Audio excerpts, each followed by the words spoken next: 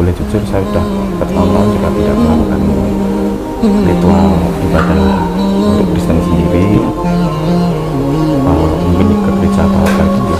Kalau dia Tuhan, pasti dia tidak mungkin beduk. Dalam hal ini, Yesus itu Tuhan atau hamba Tuhan? Ya, kalau lihat itu sepertinya hamba Tuhan ya. Yang biasa disampaikan, yang saya pelajari di sekolah minggu ataupun di gereja dulu, memang konsep Trinitas itu bukan terpisah, tapi satu kesatuan. Jadi buat saya sendiri agak, kalau ada yang nanya ini, saya terima pembelajaran itu, tetapi kalau ada orang nanya, saya nggak akan bisa menjelaskan karena saya menerima, tapi saya nggak bisa merangkulnya, nggak bisa memahaminya gitu. Siap untuk bersyahadat? Siap, Masya Allah. Asyhadu alla ilaha illallah wa asyhadu.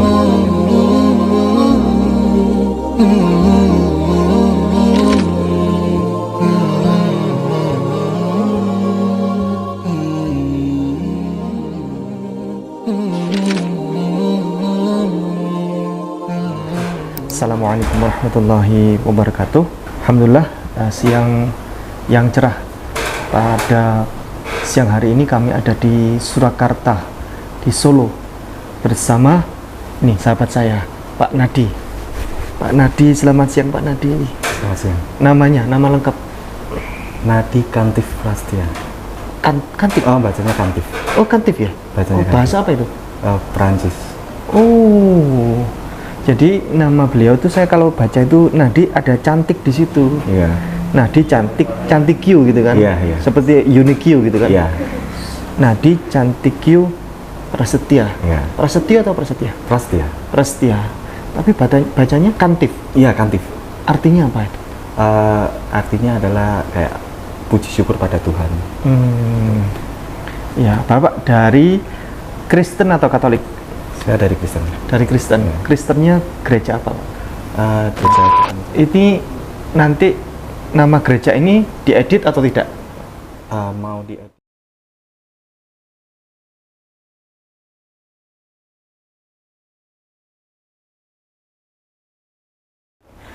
Pada siang hari ini, sahabat saya, ini Pak Nadi, ingin mengajak untuk berdialog dengan kami. Dan beliau selama ini telah lama mencari ini, bertahun-tahun ya, sekali lagi bertahun-tahun beliau mencari tentang kebenaran sejati. Apa yang kebenaran sejati itu ada di mana? Nah itu. Nah, kita pada siang hari ini Pak Nadi, lingkup kita bicara adalah tentang lintas agama ini, Islam Kristen ya, kita batasi di sini. Oke. Kita tidak bicara Buddha, Hindu atau yang lain, karena kita agama hari ini lingkup kita adalah Islam Kristen. Ya, baik Pak Nadi. Mohon maaf, boleh saya silence dulu? Boleh. Maaf ya, silakan.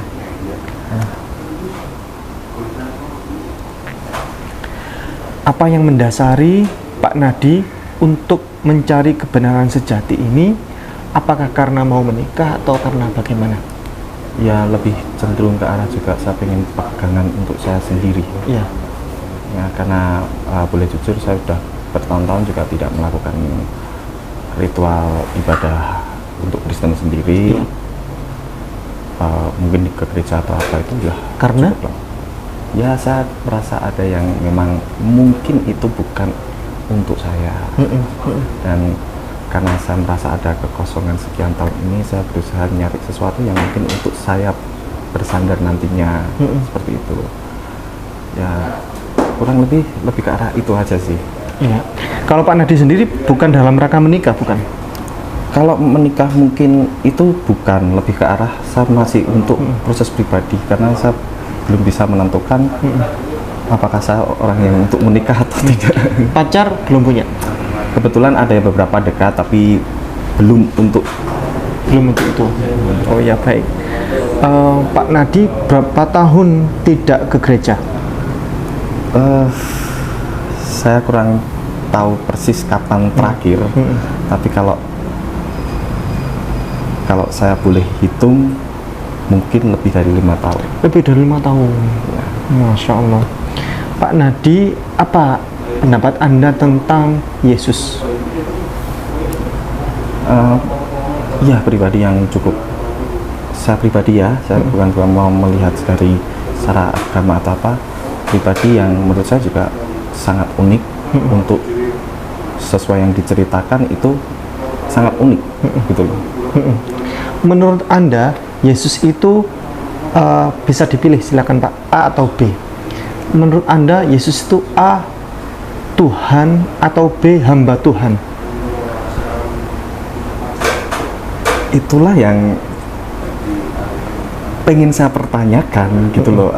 Saya juga nggak bisa menjawab gitu loh. Saya dari untuk segi Kristen saya juga belum dalam juga gitu. Baik. Begini Pak Nadi, sebelum saya menjawab A atau B, Ya.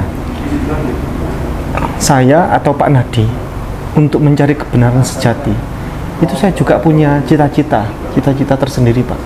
Apa itu?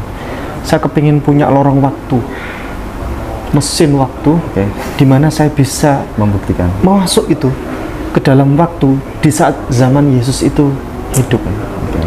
Terus kemudian di saat saya ingin masuk di saat zaman ketika Musa hidup, Moshe alaihissalam, ya. Saya ingin masuk ke dalam mesin waktu di saat Nabi Ibrahim itu masih hidup, di saat Nabi Muhammad masih hidup, dan seterusnya. Sehingga kita bisa mengetahui betul ini siapa yang benar, Yesus Kristus yang Tuhan atau B yang Yesus Kristus hamba Tuhan. Nah, dari situ, dari mesin waktu itu kita bisa buktikan.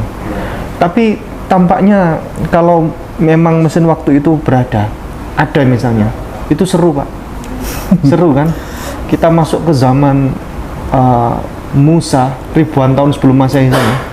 Tapi misalnya kita berdua ya masuk mesin waktu itu, bisa-bisa ditangkap Pak sama ini apa? FBI. Fir'aun. Fir'aun. Sama pasukan Fir'aun. Ini orang dari mana ini? Ditangkap. Ya, setuju.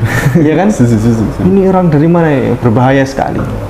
Cuman begini Pak, mesin waktu itu hanyalah sebuah keinginan yang tampaknya sangat sulit untuk diaplikasikan ke kehidupan nyata. Jadi mesin waktu itu adalah sebuah impian yang hanya untuk bercandaan saja. Ya. Namun ada satu mesin waktu yang kita bisa masuk ke dalamnya, dan itu real. Kita bisa masuk ke dalamnya sekarang. Apa itu mesin waktunya? Ini dia. Kita memang tidak bisa masuk ke mesin waktu yang kita inginkan tadi itu, karena mesinnya nggak ada. Tapi ada mesin yang masih bekerja sampai sekarang. Ini dia. Ini mesin waktu yang sesungguhnya. Dari sini kita jadi tahu Yesus itu Tuhan atau Yesus itu hamba Tuhan. Karena kalau kita mengikuti apa yang disampaikan oleh pendeta itu subjektif, ya kan? Banyak saudara kami Kristen itu saya tanya, yang menyuruh Anda menyembah Yesus itu siapa? A, Yesus, atau B, pendeta? Mayoritas menjawab yang nyuruh ya pendeta, bukan Yesus, kan begitu. Sehingga kita bisa membuktikan siapa Yesus sebenarnya dari mesin waktu ini, karena ini adalah peninggalan di saat zaman itu, tapi masih bisa termaktub hingga sekarang. Kita masih bisa menikmati hingga sekarang. Bisa dipahami ya Pak? Nah, mungkin Bapak bisa buka di Lukas pasal 6 ayat 12. Oh, mohon maaf. Ya, yang ini saja Pak. Ini yang terbitan baru. Ini sama. Ini sama-sama terbitan LAI ya. Ini tahun 2019, ini tahun 2023. Ini Alkitab edisi baru, TB2 nih, terjemahan baru TB2 ini. Ya. Isinya beda Pak. Oh, belum tahu itu. Nanti saya kasih tahu. Ya. Ini sama, coba Bapak baca. Maaf. Ini terbitan siapa Pak? Lembaga Alkitab Indonesia ya ini. Iya, ini Ya, Lembaga Alkitab Indonesia. sama ya kan? Oke, kita lihat tahunnya. Dua mesin waktu ini Pak dicetak oleh lembaga yang sama. Ini tahun berapa Pak? 2019. 2019. Ini tahun berapa Pak? 2023. 2023. Oke. Bapak buka yang ini. Bapak Lukas ini. Bapak buka Lukas pasal 6 ayat 12. Ya. Pada waktu itu pergilah Yesus ke bukit untuk berdoa dan semalam-malaman ia berdoa kepada Allah. Pada waktu itu Yesus naik ke atas bukit dan semalam-malaman Ya. ia berdoa kepada Allah. Yesus ini berdoa. Ya. Terus berdoanya kepada siapa Pak? Ini termaktub tadi. Kepada Allah. Kepada Allah. Berarti Yesus itu punya Tuhan. Siapa Ya. nama Tuhannya? Ya, disebutkan Allah. Allah. Ya. Nah, pertanyaannya, Yesus di dalam ayat ini berkedudukan sebagai A, Tuhan, atau B, hamba Tuhan? Oh, jika menggunakan logika ini dia sebagai hamba. Hamba Tuhan, karena Yesus berdoa. Apalagi semalam-malaman dia berdoa. Semalam, sepanjang malam itu dia berdoa kepada Allah. Artinya begini, kalau ada sesuatu yang dia meminta pertolongan, dia berdoa, berarti ada yang mengabulkan doa, ya kan? Oke. Nah, yang meminta doa tadi, yang meminta pertolongan tadi itu, apakah itu dia disebut sebagai Tuhan? Pastinya bukan sih kalau Pastinya bukan. menggunakan logika ini Ya, sih. Ya. Berarti yang mengabulkan doa, ya, yang mengabulkan doa tadi itu ya, itulah yang disebut sebagai Tuhan, ya. Bapak buka lagi Matius pasal 26 ayat 39. Matius pasal 26 ayat 39. Iya. Maka ia maju sedikit lalu sujud dan berdoa, katanya, "Ya Bapakku, jikalau sekiranya mungkin, biarlah cawan ini lalu daripadaku, tetapi janganlah seperti yang Kau kehendaki, melainkan seperti yang Engkau kehendaki." Yesus di setiap ibadah yang dilakukan ya, dalam liturgi ibadahnya selalu itu bersujud Pak, Oke. dan dia berdoa. Oke. Jadi kalau dia meminta tolong, Yesus itu selalu bersujud. Dia maju sedikit, lalu bersujud, lalu berdoa. Tradisi sujud seperti ini hingga sekarang siapa yang melakukan? Oke. Di gereja, Bapak pernah ada sujud? Ada. Sujud apa namanya? Kalau lebih ke arah bukan untuk ada nama sujudnya, tetapi kayak waktu kita menerima baptis itu kan dalam kondisi sujud Iya. seperti itu. Kurang lebih seperti itu. Hanya dalam kondisi baptis. Tapi kalau ibadah Ada beberapa ibadah itu menggunakan sujud, tapi saya kurang begitu paham untuk pengertiannya, itu kurang paham. saya akan mendeskripsikan arti sujud ini Oke. di materi nanti. Oke.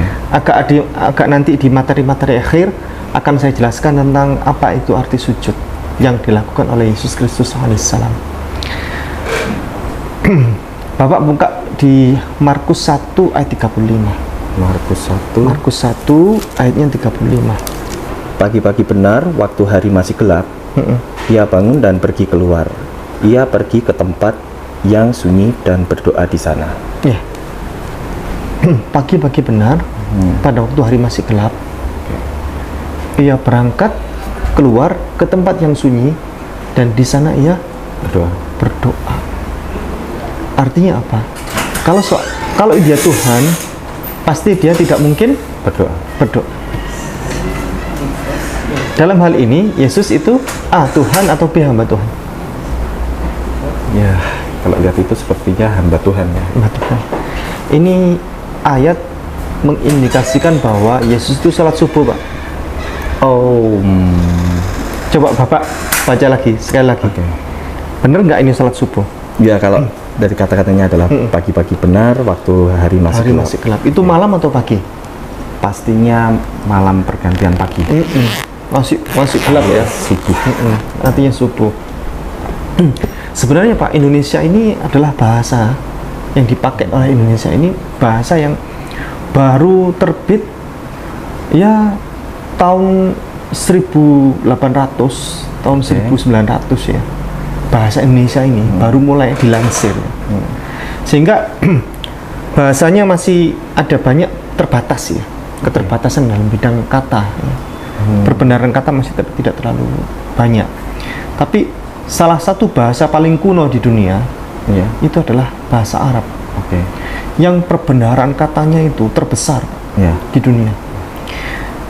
Kita lihat Markus 1 ayat 35 ini artinya apa?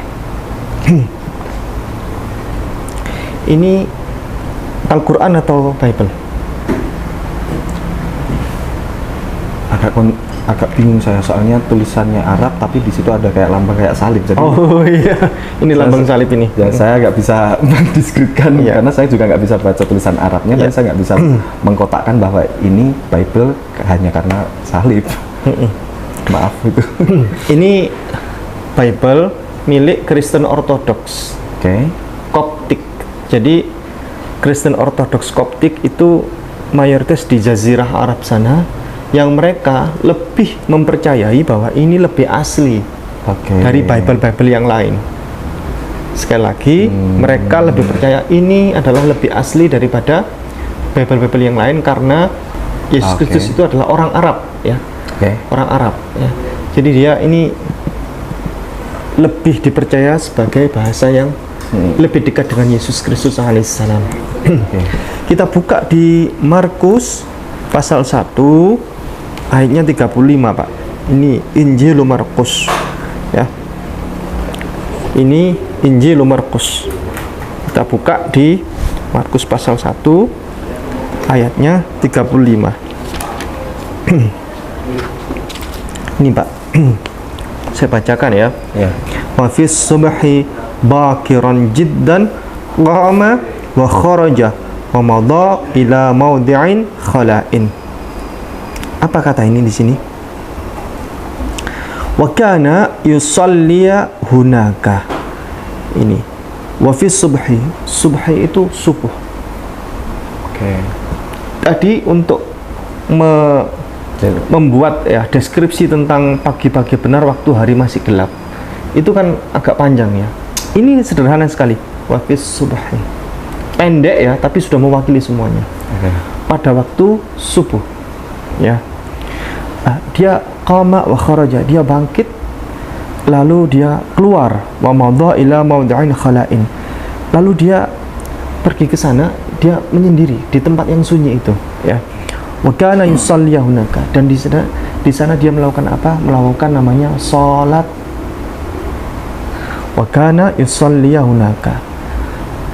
Doa itu bahasa Arabnya itu doa. Kalau ini bukan doa tapi yusalli salat. Level salat itu lebih tinggi Pak daripada doa. Jadi kalau doa seperti ini. Saya sekarang berdoa, ya Allah, saya minta rezeki kepada Engkau. Nih, saya berdoa. Doa ya. Berarti minta langsung sekarang.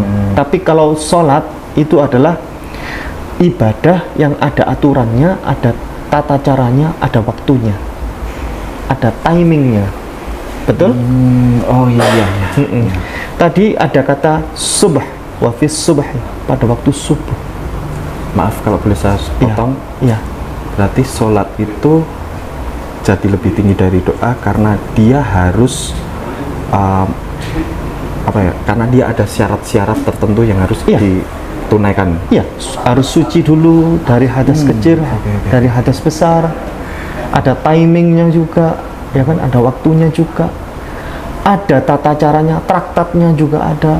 Dimulai dari apa dulu dan seterusnya. Nanti saya akan mendeskripsikan apa itu tata cara sholat yang diajarkan oleh para nabi dan rasul di Bible. Mulai dari awalnya bagaimana dan seterusnya. Ada di sini semua. Ini adalah mesin waktunya. Nah, yang hari ini kita bahas. Baik. Kalau dari ini Bapak tadi A atau B, A itu Tuhan, B hamba Tuhan. Ya, untuk dari penjelasannya Ya. Pak Ipung, saya nggak bisa menjawab dengan secara Oke. religius ya. Oke. Saya menjawab dengan logika dulu ya, Oke. sesuai dengan penjelasan Pak Ipung. Ya. Hamba Tuhan sih, Hamba Tuhan. secara logika. Baik, secara logika ya. Soalnya logika ini harus bermain. Kalau logika tidak bermain, Oke. maka itu disebut sebagai dogma. Betul? Nah, pengikut dogma siapapun itu dari agama manapun, mau Islam, mau Kristen, mau Hindu, mau Buddha, itu namanya taklid, Pak. Maaf, Taklid. Taklid itu follower, pengikut. oh, Yang tidak boleh itu taklid buta. oke. Taklid buta itu adalah pengikut yang hanya sekedar ikut, Asal itu, tapi dia logikanya tidak main. oke. Di Islam itu dilarang, Pak. Oke. Sudah taklid buta lagi, gitu kan? Oke. Yang paling dilarang itu taklid buta, karena mengikuti tapi tidak ada kaidah ilmu di dalamnya, logikanya nggak dipakai. Oke. Gitu. Baik, kita lanjut lagi. Dari mesin waktu ini, kita akan jadi tahu siapa Yesus itu sebenarnya. Apakah dia Tuhan ataukah dia tidak mau disebut sebagai Tuhan? Saya jelaskan dulu, Pak. Di Alkitab setebal ini tidak ada satupun yang Yesus menyatakan diri secara tegas, lugas, tanpa ambigu, tanpa kata ganti, aku Yesus, aku adalah Tuhan, atau aku Yesus, aku adalah Allah. Tidak ada, Pak, di Alkitab setebal ini. Kalau ada yang berhasil menemukan, maka saya berikan hadiah 1 triliun rupiah. Kenapa saya bilang 1 triliun rupiah? Banyak yang protes gitu. Nah, nanti kalau menemukan gimana? 1 triliun di mana gitu kan? Oke. Ya memang enggak ada. Di sini enggak ada. Sehingga saya berani memberikan uang 1 triliun rupiah. Oke. Gitu. Nah, baik. Itu yang pertama. Yang kedua, Pak. Yesus di Alkitab setebal ini berceceran ayat-ayat yang secara lugas, tegas, tanpa ambigu, Pak. Oke. Tanpa kata ganti ya, bahwa Yesus nggak mau disebut sebagai Tuhan. Dalilnya ada di, Bapak buka kitab Matius pasalnya 7 ayatnya 21. Matius pasal 7 ayatnya 21. Bukan setiap orang yang berseru kepadaku, Tuhan, Tuhan, akan masuk ke dalam kerajaan surga, melainkan dia yang melakukan kehendak Bapakku yang di surga. Bukan yang Berseru kepadaku, Tuhan, Tuhan, yang masuk ke dalam kerajaan surga, melainkan mereka yang melakukan kehendak Bapakku di surga. Oke. Jadi yang menyebut Yesus itu Tuhan itu justru tidak bisa masuk surga. Siapa yang mereka masuk surga? Mereka adalah yang menghambakan diri kepada Bapaknya Yesus. Clear? Secara akal clear sih. Ya. Bapaknya Yesus itu siapa? Allah. Allah. Kita lanjut di Matius pasal 7 ayat 22. Ya, Matius pasal 7 ayat 22. Pada hari terakhir banyak orang yang akan berseru kepadaku, Tuhan, Tuhan, bukankah kami bernubuat demi namamu dan mengusir setan demi namamu dan mengadakan banyak mujizat demi namamu juga? Terus lanjut 23. 23. Pada waktu itulah aku akan berterus terang kepada mereka dan berkata, aku tidak pernah mengenal kamu, enyahlah daripadaku, kamu sekalian pembuat kejahatan. Yesus sendiri yang bilang, justru yang semuanya bernubuat demi nama Yesus, kan begitu kan, menyembuhkan orang dengan nama Yesus dan seterusnya tadi itu. Oke. Yang menyebut Yesus Tuhan, justru sama Yesus akan diusir. Enyalah engkau, dasar engkau pembuat kejahatan. Tidak dianggap oleh Yesus.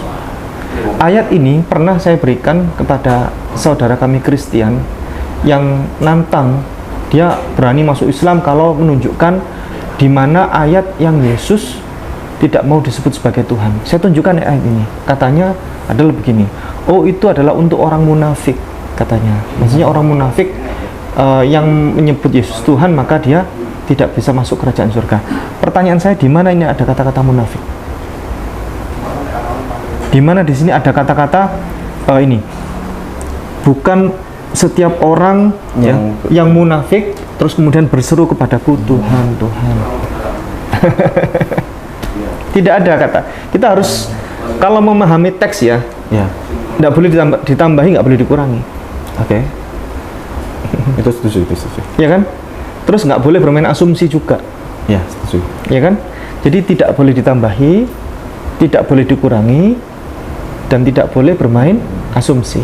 Okay. Sekarang ini di mana di sini ada kata-kata tambahan orang munafik? Tidak ada. Jadi justru setiap orang yang menyebut Yesus Tuhan, Yesus marah. Nyala engkau daripadaku, dasar engkau pembuat kejahatan. Yesus berkata begini. Justru yang menyebut Yesus Tuhan maka tidak bisa masuk kerajaan surga. Tetapi yang melakukan kehendak Bapakku di surga, kata Yesus. Kata-kata Bapa itu adalah manifestasi dari rasa kedekatan diri, betapa Yesus itu dekat dengan Tuhannya, kepada Allahnya itu. Saking dekatnya Yesus kepada Allah, sehingga Yesus itu memanggil Tuhannya dengan sebutan Bapa. Lalu pertanyaan saya kepada Pak Nadi ini, Bapa di sini yang disebut oleh Yesus itu A, Bapaknya Yesus saja, atau B, Bapak kita semua? Bapak kita semua. Bapak kita semuanya. Ada dalilnya Pak di sini Pak, di mesin waktu ini. Bapak buka di Yohanes pasal 20 ayat 17. Yohanes pasal 20 ayatnya 17. Kata Yesus kepadanya, janganlah engkau memegang aku, sebab aku belum pergi kepada Bapa, tetapi pergilah kepada saudara-saudaraku dan katakanlah kepada mereka bahwa sekarang aku akan pergi kepada Bapakku dan Bapamu, kepada Allahku dan Allahmu. Clear ya? Jadi Allah itu ya Bapaknya Yesus, ya Bapaknya saya, Bapaknya Pak Nadi, Bapak kita semuanya. Kemudian ada kata Yesus itu anak Allah. Ya, Yesus itu anak Tuhan, dia anak Allah. Sehingga anaknya monyet itu ya monyet, ya kan? Anaknya gajah, ya kan? Anaknya banteng itu banteng. Betul? Betul. Anaknya manusia itu manusia. Pendeta tuh sering berkata begitu. Anaknya kucing ya kucing. Berarti Yesus itu anaknya Tuhan.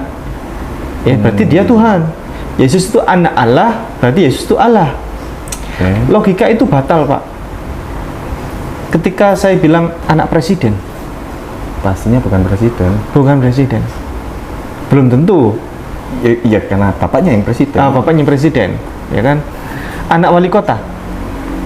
Ya, bukan berarti anaknya juga wali kota. Ya kan? Anak mama. Ya, karena memang dia lahir dari mamanya kan? Dari mamanya. Yesus anak mama. Iya, jadi logika itu batal, Pak. Logika itu batal. Bentar. Saya ini ada lagi. Anak sekolah, Pak. Karena statusnya pelajar, ya disebut anak sekolah. Apakah dia sekolahan ya? Anak sekolahan? Bukan berarti. Ya. Anak sekolahan ya? Ya. Anak jalanan? Pastinya bukan lahir dari aspal kan? Maksudnya seperti itu kan? Ya. Anak buah? Ya. Apakah buah-buahan? Bukan berarti ya timur mas ya. Logika masuk itu. Anak kantor? Ya, paham. Anak desa, anak kampung ya, anak kampus dan seterusnya. Anak kampus itu kampus juga, Pak. Ini sebenarnya Pak, ada dalilnya Pak. Oke. Bahwa Yesus itu bukan hanya dia yang anak Allah, yang lain pun anak Allah. Saya lihat, kita bisa lihat di Lukas pasal 3 ayat 38. Lukas pasal 3 ayat 38. Iya. Anak Enos, anak Set, anak Adam, anak Allah. Anak Enos, anak Set, anak Adam, anak Allah. Berarti Adam itu juga Anak Allah. anak Allah. Bukan hanya Yesus. Kita semuanya juga anak Allah. Bapak pernah nggak lihat ada foto? Saya dulu pernah ada di sebuah koran itu. Ada anak-anak yatim, yatim piatu berjajar begitu. Lalu ada tulisannya begini: kasihilah mereka karena mereka adalah anak-anak Tuhan. Oke. Ya. Jadi kita ini semuanya adalah anak-anak Tuhan. Yang dimaksud tadi di dalam koran tadi itu, Pak, mereka adalah anak-anak Tuhan itu anak-anak titipan Tuhan atau anak-anak pemberian Tuhan dan seterusnya. Begitu. Termasuk begini. Kalau memang hanya karena Yesus disebut sebagai anak Allah, lalu dia menjadi Allah itu sendiri, logika itu gagal, Pak. Oke. Gagal. Karena apa? Di sini Lukas pasal 3 ayat 38, Adam itu juga disebut sebagai anak Allah. Karena Adam ini disebut sebagai anak Allah, standar disebut sebagai ketuhanan itu jauh lebih tinggi Adam. Karena Adam lahir tanpa ayah, tanpa ibu. Sementara Yesus Kristus alaihissalam, dia lahir dengan tanpa ayah tapi ada ibu. Sehingga untuk kelayakan disebut sebagai Tuhan, justru Nabi Adam lah yang memiliki kapasitas itu. Baik, bisa dipahami? Ya. Ada pertanyaan sebelum itu? Sejauh ini nggak ada. Baik, saya ingin bertanya kepada Bapak Nadi, lebih logis mana ini ya? A, berbuatlah sesukamu karena dosa Anda telah ditebus. B, berbuatlah sesukamu tapi ingat bahwa satu saat nanti semuanya akan dipertanggungjawabkan. Pastinya B sih buat B, saya. karena Gini, yang saya yakini adalah Tuhan itu maha adil. Jadi kalau Tuhan kayak dosamu udah tebus, ya udah sana, nggak tetap harus masuk surga, itu bukan Tuhan yang saya yakini sih gitu. Nah, tapi selama ini yang disampaikan di gereja oleh pendeta-pendeta itu dosa Anda telah ditebus. Bagaimana itu? Saya nggak bisa jawab karena saya kurang mendalami juga. Yesus Kristus itu disalib di tiang kayu salib. Ya. Dia menderita, ya kan? Di atas kayu salib itu untuk menebus dosa umat manusia. Yaitu yang biasa saya dengar dan saya ganti. Di Alkitab setebal ini tidak ada satupun yang Yesus secara tegas, lugas, tanpa ambigu, tanpa kata ganti, yang menyebutkan aku Yesus, aku menebus dosa, aku disalib untuk menebus dosa umat manusia. Tidak ada, Pak. Adanya hanya ayat-ayat yang itu penjelasan ya, membuat simpulan-simpulan. Contoh Paulus ya, Paulus mengatakan, Paulus yang mengatakan bukan Yesus ya, bahwa Yesus itu menebus dosa manusia melalui penyaliban itu dan seterusnya.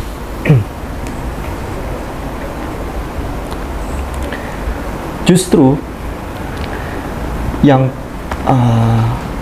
di sini, Pak, yang sesuai dengan logika berpikir kita yang benar, itu ada di sini, Pak, di kitab Yeremia pasalnya 17 ayatnya 10.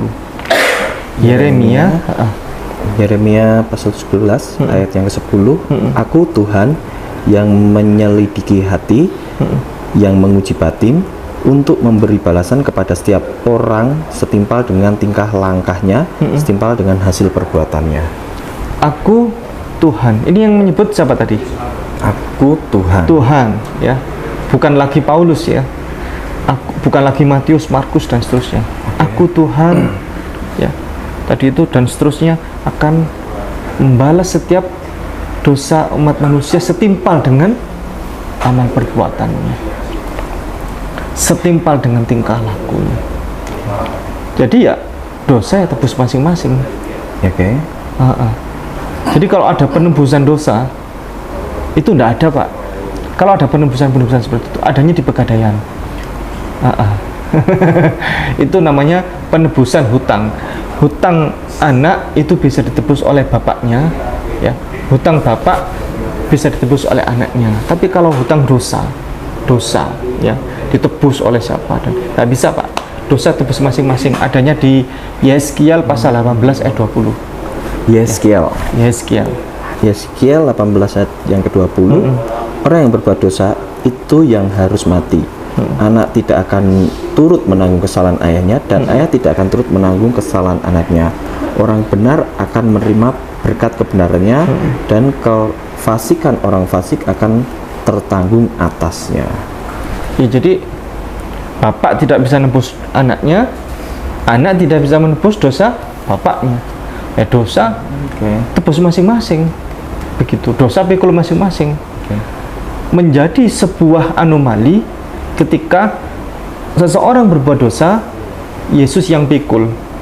Seseorang berzina, Yesus yang pikul. Seseorang membunuh orang lain, Yesus yang pikul. Seseorang korupsi, Yesus yang pikul. Seseorang melakukan pembegalan motor, Yesus yang pikul. Betul? Anomali.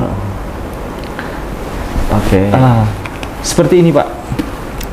Ini ada orang masuk surga, ya kan? Lalu dia jalan-jalan, lalu dia bertemu dengan banyak orang. Ketemulah dia dengan fulan namanya A. Ya, siapa Anda dulu? Ditanya. Jawab si A begini. Dia bercerita bahwa dia dulu adalah tukang begal motor. Setiap kali kalau malam jam 2 dini hari ada orang lewat, motor diambil. Atau orangnya nggak mau ngasihkan, pakai celurit itu, sambet, orangnya dibunuh, motornya diambil. Selama dia hidup, dia bercerita bahwa dia sudah membegal ratusan motor, lebih dari 200 motor. Lalu dia sudah membunuh banyak orang, korbannya. Ditanya sama orang tadi, "Loh, kok bisa masuk surga?" Kata dia, "Dosaku sudah ditebus oleh Yesus." Lalu dia jalan-jalan lagi, dia ketemu orang lagi. Dia bertanya, "Siapa Anda?" Jawabnya begini, dia dulu adalah orang debt collector. Dia adalah mafia. Dia suka main perempuan. Dia suka berzina dengan ratusan wanita, menzinai ratusan wanita. Dia tukang perkosa orang dan seterusnya. Kok bisa masuk surga? Kan dosaku sudah ditebus oleh Yesus. Lalu dia jalan-jalan lagi, ketemu si C. Si C, siapa Anda dulu? Dia bilang bahwa dia adalah dulu pejabat negara. Dia berhasil membawa kabur uang rakyat itu ratusan triliun rupiah. Dia adalah tukang bogok uang rakyat. Lalu kok bisa masuk surga? Jawab si C, kan dosaku sudah ditebus oleh Yesus. Lalu logika orang yang tadi bertanya tadi itu, pusing dia, Pak. Lah kok enak ya, semuanya ditebus oleh Yesus. Kalau tahu begitu, saya dulu di dunia hidup foya-foya, hidup bermain-main aja, nggak usah berbuat baik, selesai. Ngapain saya dulu berbuat baik? Kan enak, semuanya ditebus oleh Yesus. Begitu. Jadi, Pak, yang logika tentang berbuatlah sesukamu karena dosamu sudah ditebus oleh Yesus itu batal. Karena penebusan dosa itu tidak ada. Silakan, ada pertanyaan? Sejauh ini belum, Pak. Belum.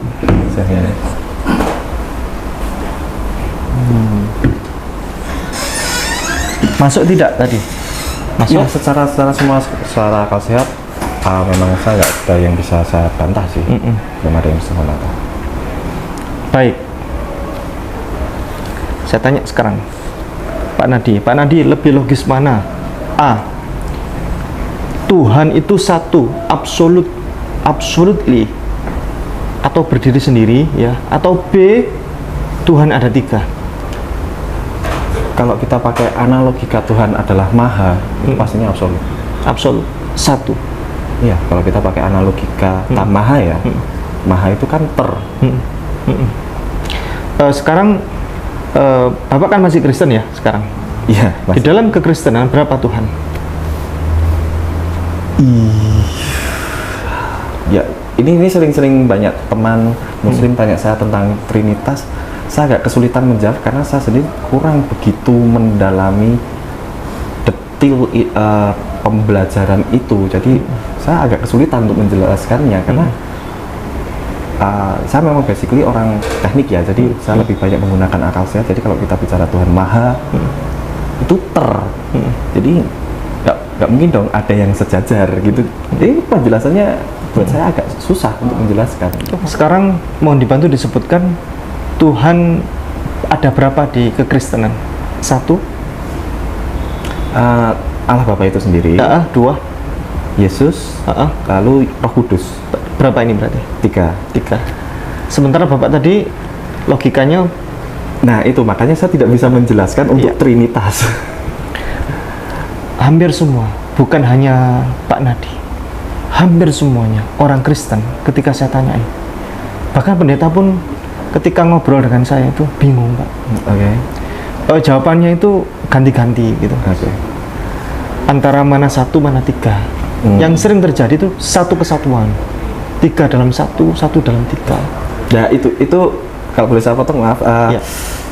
Yang biasa disampaikan, yang saya pelajari di sekolah minggu ataupun di gereja dulu, memang konsep Trinitas itu bukan terpisah, tapi satu kesatuan. Jadi buat saya sendiri agak, kalau ada yang nanya gini, saya terima pembelajaran itu, tetapi kalau ada orang nanya, saya nggak akan bisa menjelaskan karena saya terpisah tapi satu kesatuan. Jadi agak susah buat saya, makanya agak susah. Karena saya sendiri menerima tapi saya nggak bisa merangkumnya, nggak bisa memahaminya gitu loh. Sampai sekarang Pak, berapa jumlah Tuhan di dalam kekristenan itu masih belum final. Ya, orang-orang Bapak Pendeta itu ketika saya tanya berapa Tuhan Anda, mana yang benar, satu atau tiga, kadang jawab tiga, kadang jawab satu, ya kan? Ketika saya bilang yang benar itu Tuhan satu, tapi dia iya satu, tapi siapa saja gitu kan? Itu sampai sekarang belum final. Tapi orang Islam Pak beda. Anak-anak kecil, simpel, lebih simpel. Berapa Tuhan kamu nak? Satu. Siapa? Allah. Lah Nabi Muhammad itu siapa nak? Itu Nabi. Itu Nabi. Bukan Tuhan. Utusan. Ya. Selesai. Ya itu kalau menggunakan akal logika itu, ya saya akan no comment juga. Iya. Ya. Oke, kita lanjut. Ya. Jikalau Anda hidup, ya Pak Nadi hidup ya di zaman Yesus, saat Yesus ditangkap, apa yang akan Anda lakukan? A. Lari. B. Membela Yesus dan menyelamatkan Yesus. C. Bergabung bersama tentara Romawi untuk membantu menyalibkan dan membunuh Yesus. Saya bukan orang patriotik, pasti saya lari. Lari. Karena saya bukan orang patriotik dan logika saya pasti akan mengatakan save yourself first. Bapak waktu itu di saat zaman itu muridnya Yesus loh.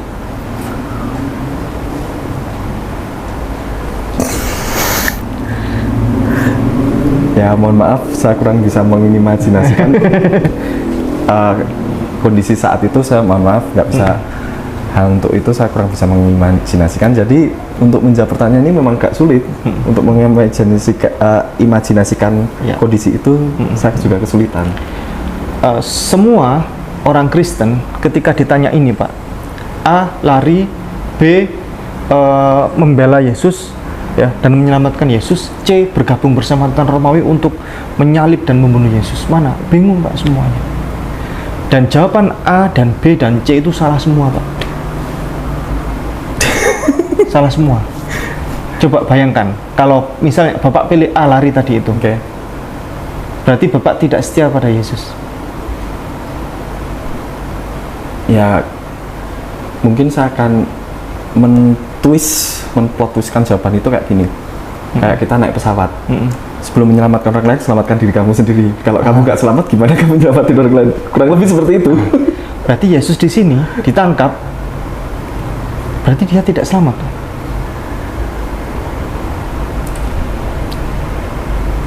No comment. Saya kurang. Ya, tahu arahnya kemana. Iya. Oke. No comment. Yang B itu membela Yesus dan menyelamatkan Yesus.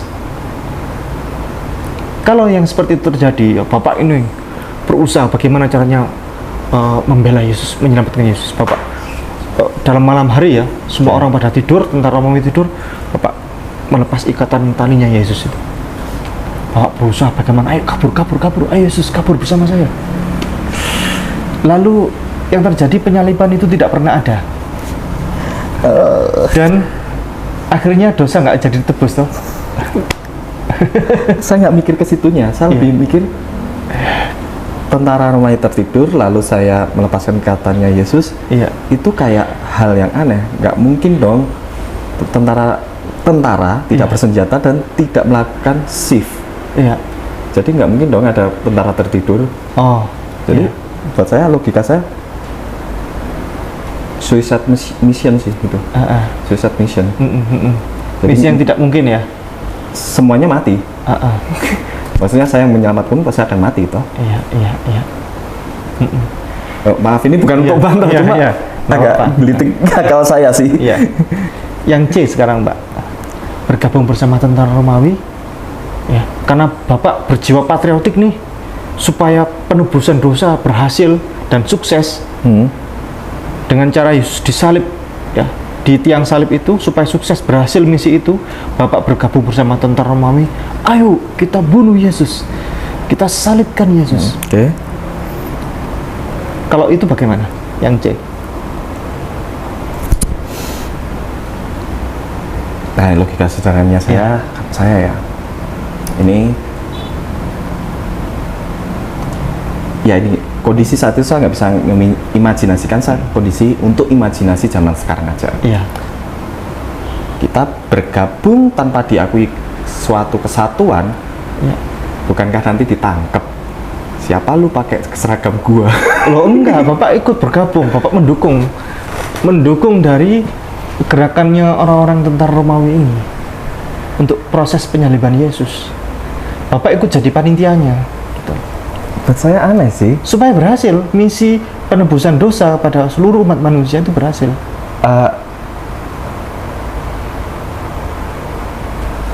Saya juga nggak bisa jawab juga. Buat saya aneh juga gitu. Justru kalau ikut yang C itu Pak, itu kriminal. Iya, itu yang sebenarnya saya pikirkan. Kriminal. Nabi, Rasul yang mulia, utusan Tuhan, dibunuh, disalib, disiksa, tangannya dipaku begini, tangan ini dipaku Pak. Sampai berdarah-darah ini semuanya. Lalu ikut ke dalam proses itu Pak, pembunuhan itu kan kriminal Pak namanya. Di mana rasa kita sebagai manusia? Itu jawaban A atau B atau C itu salah semua Pak. Salah semua. Karena memang penyaliban Yesus itu tidak pernah ada. Di dalam Islam itu dalilnya ini Pak. Saya tunjukkan dalilnya.